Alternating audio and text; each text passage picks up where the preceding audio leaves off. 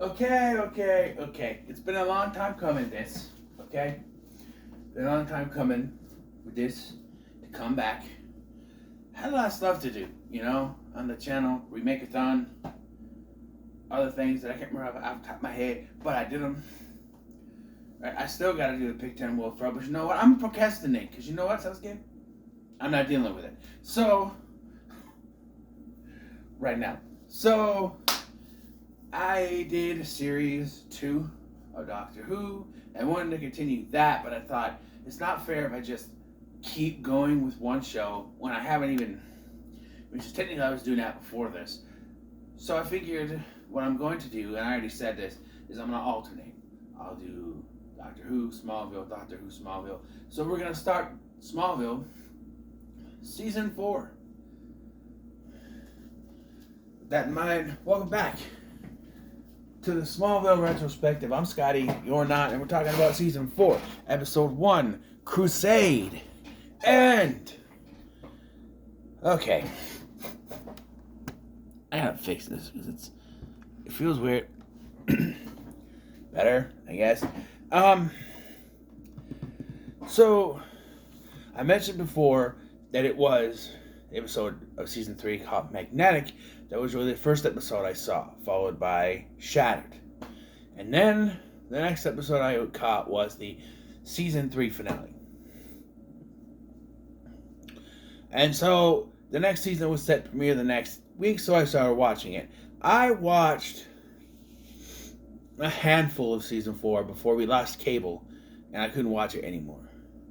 Although, ABC started playing reruns Saturday night, late night of Smallville, but only did the first 4 seasons. It went to Season 5, and they lost the syndication rights after that.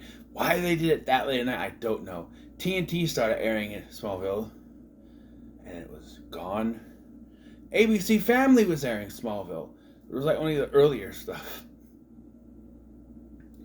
Yeah. So Season 4 picks up 3 months after the events of Season 3. It's after the end of the school year, before the beginning of the next one, for reasons.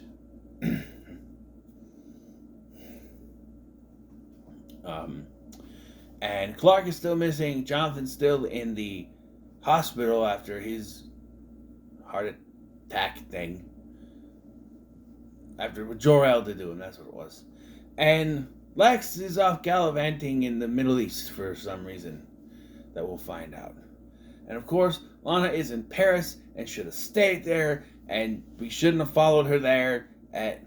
Look, I already said before, I think when Lana left for Paris, that should have been the end of her character. We didn't need her anymore. The end of her character. Because what they do with her character in this season is just, I think Lana stays too long. And if it isn't like too long now, then it will be by the time she leaves in the middle of Season 8. And she wasn't even a regular there. She left the show at the end of Season 7 and comes back in a few episodes of Season 8. She just won't go away. She should have stayed away. This brings in the character of Jason Teague, played by Jensen Ackles, who, when I first saw him in the opening credits, I thought was Whitney. I'm like, wait, isn't he dead? It's not the same person. It's not. But I thought it was. He might as well be the same person, football guy, jealous boyfriend. He's just not as bad as Whitney was written. But he's still, They could have written Jason Teague as a colleague, someone working with Lex Luthor, who is undercover as a football coach, because he used to play football. So he's doing that, he's undercover, he's scoping out, whatever. Working with Lex to find these stones, which are the focus of the ongoing arc of the season, is these stones. I believe this is the first season that actually has an over arc, where the last two are just like, Jor-El wants you to do what he wants. Now we have an actual arc where there's these stones. There's 3 of them, and will lead to what Lex describes as a library of knowledge They'll put the library of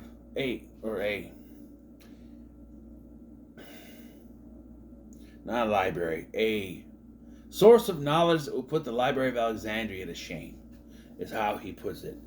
They go back and forth on 4 different separate stories.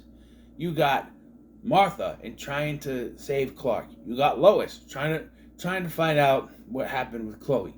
You have Lana and her stuff in France. You have Lex and what he's doing. Eventually, they have another.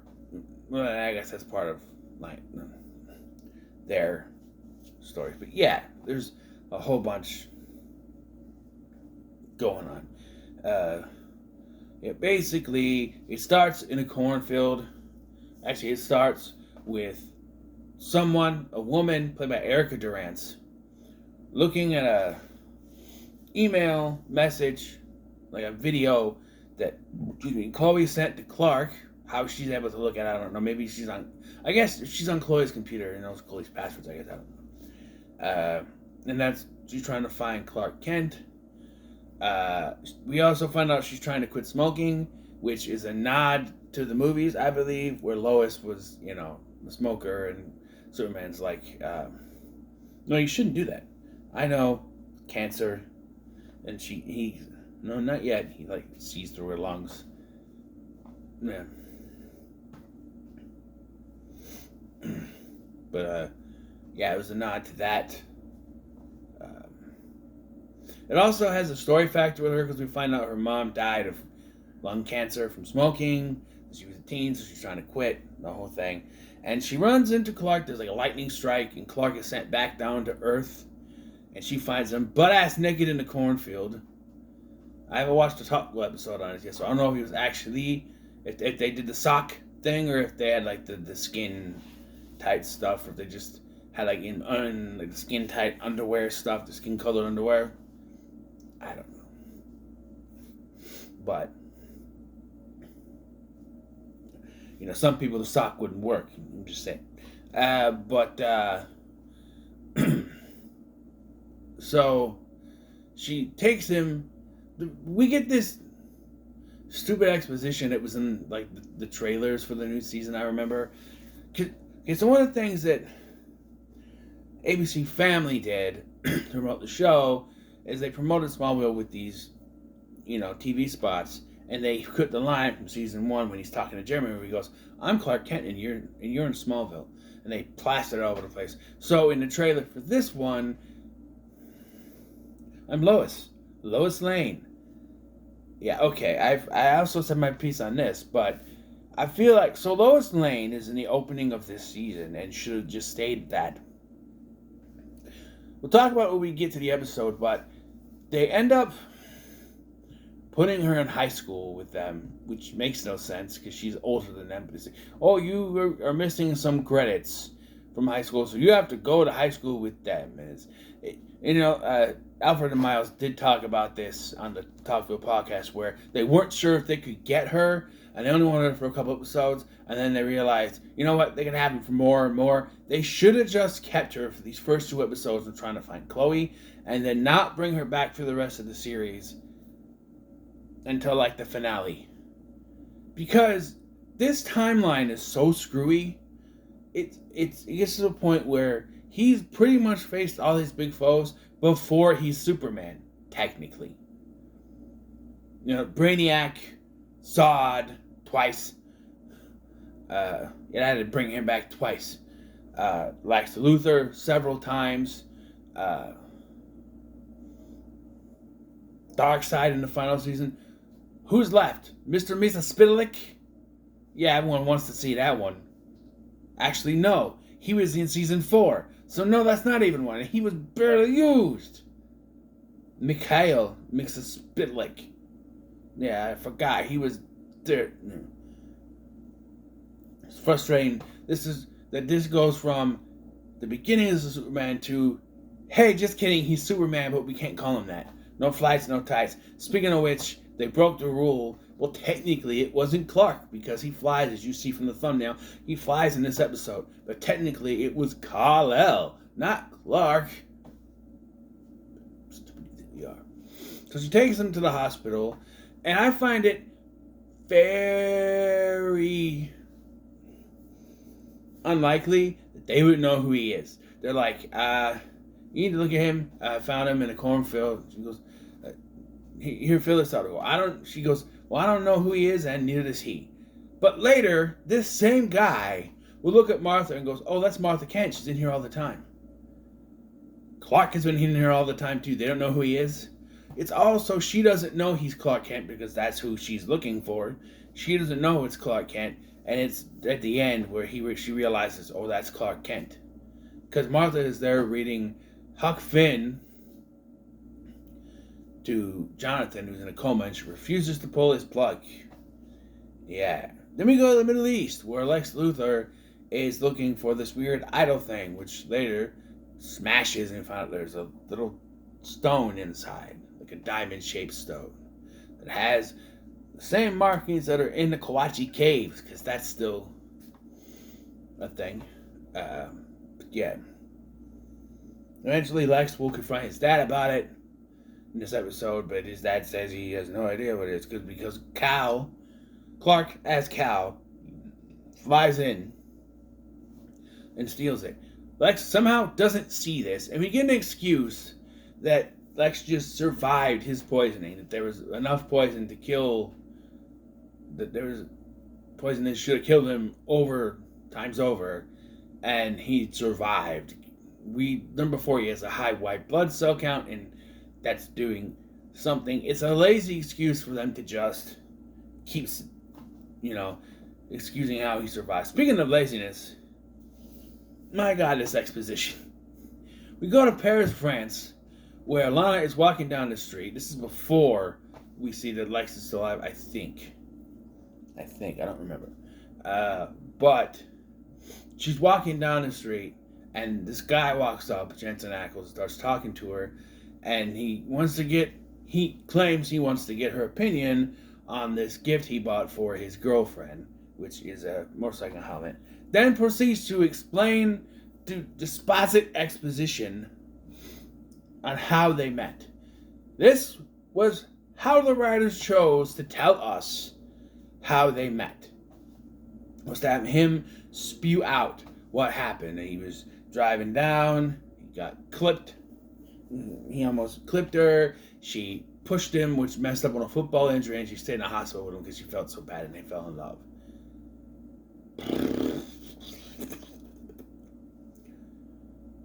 You know what? I forgot she was there for an art school, because, yeah, they show up at this church, which he proceeds to make out with her, and she's like, no, I'm here to do an art rubbing.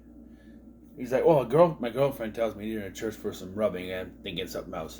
And so even though he kind of makes fun of it, he introduces her to Countess Margaret Isabel Thoreau, which will be a plot point in this season. And he tells her that's her project, whatever, that should be her project. And he says he's got to go make reservations and stuff for her birthday at the Cafe de Venena. I like how he does that. He's like, the Cafe de Venena. Because Jensen Ackles has good comedic timing. However, his acting in this, he gets better, but he reminds me of his acting in Devour, which is not good. I love that movie, but the acting in that movie is not good. But I unapologetically love it. But it reminds me of that kind of stilted acting, especially when he's given the exposition.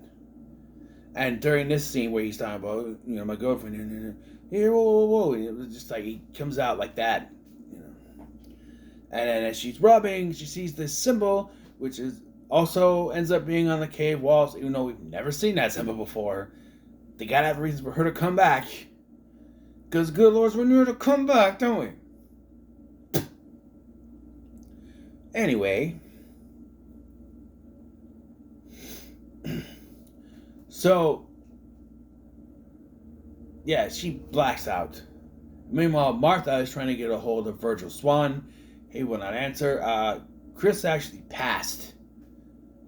actually passed in between seasons. I don't know if this is the episode that's dedicated to him or the next one. It's one of them. But they got the next best thing. Margot Kidder shows up, also rest in peace, as Betsy so-and-so, whatever her name is. I don't remember her name. Bridget Crosby just popped in my head. And Martha gets all pissed off. Goes, Virgil, Dr. Swan said he wouldn't tell anyone. He goes, no. Dr. Swan said it wouldn't leave the compound, and it hasn't. It would be wobbly, timey-wimey. Wrong show. But she basically tells her that, hey, there's a way to get your son back, and we introduce Black Kryptonite, which, after all these years, I still have no idea what it does. Something about personalities, multiple personalities. It's used 3 times in this season. Once to free Clark from being Cal, change him back to Clark. He swaps body with Lionel, and then it turns Lex evil. It creates 2 Lexes, one evil, one good.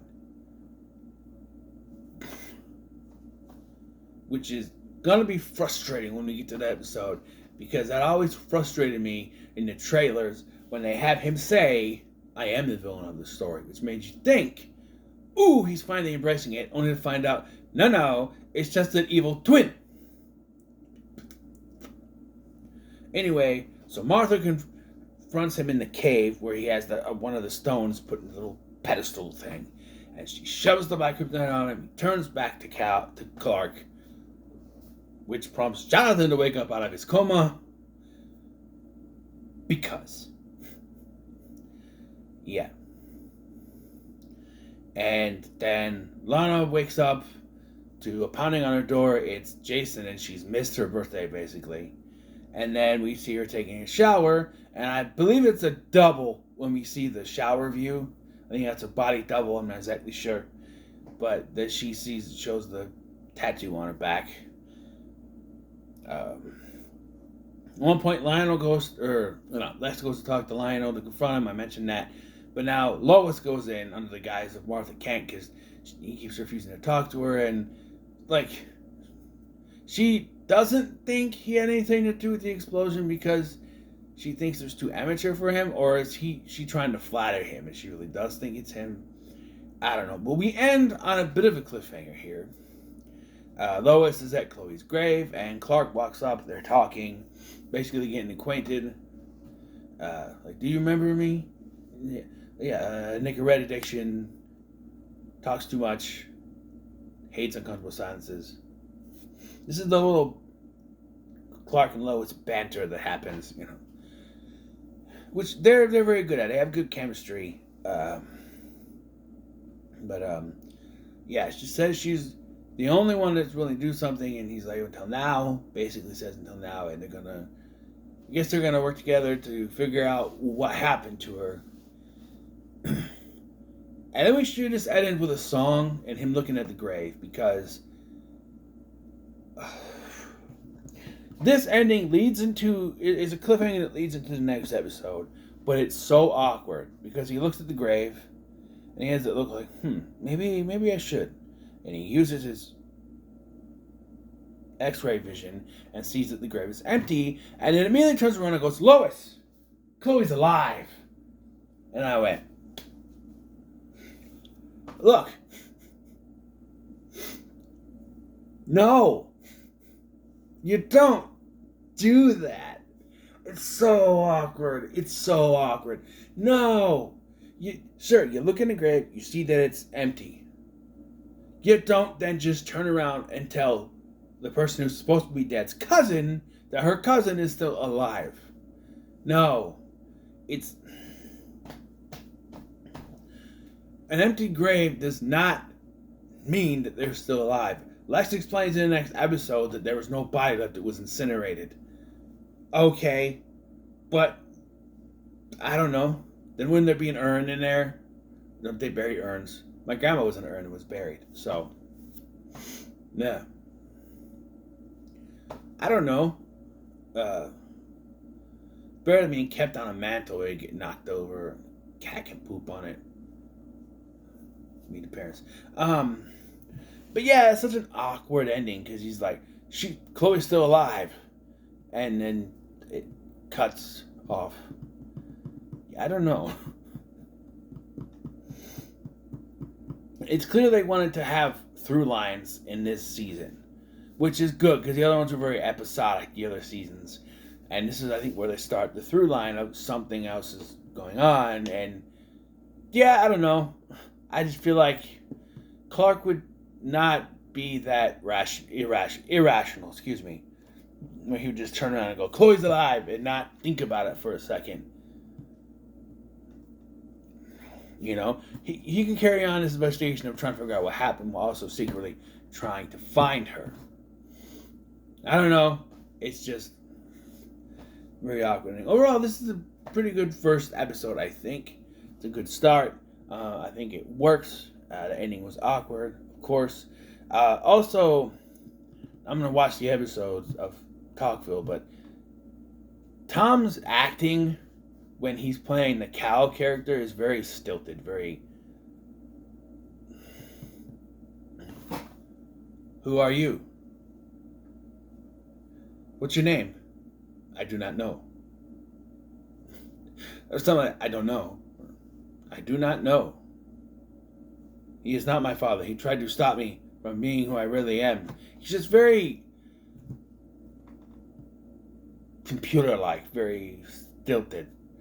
Like, if you were to have an AI talk like Tom Welling, that's what it would sound like. I'm just saying, yeah, it's very awkward, but it is pretty good. Like, Erica Durance, whatever, has to carry the first few scenes with him because he's just quiet, and when he does talk, it's like robotic.